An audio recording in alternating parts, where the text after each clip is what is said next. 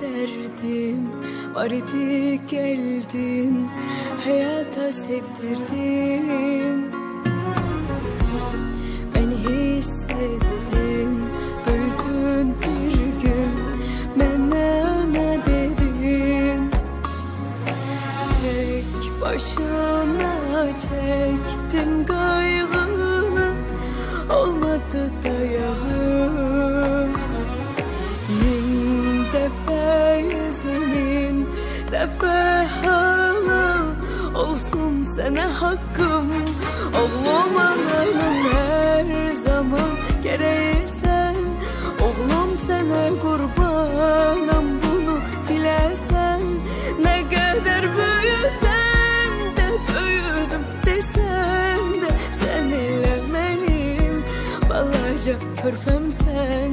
Oğlum ananın her zaman gereği sen. Oğlum sana kurbanım, bunu bilesen.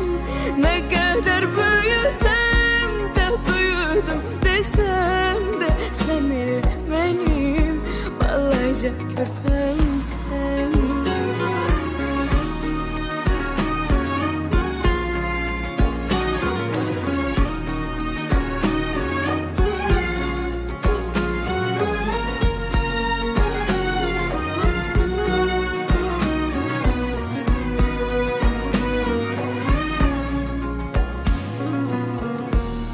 O kadar derdim var idi, geldin hayata sevdirdin.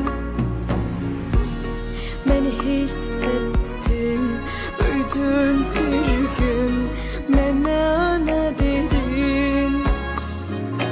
Tek başına çektim kaygını, olmadı dayağım.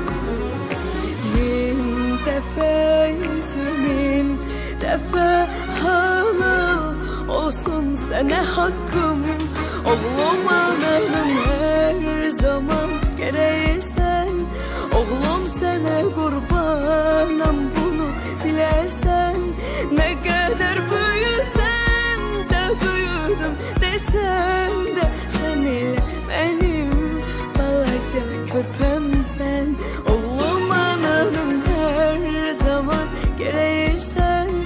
Oğlum sana kurbanım, bunu bilesen.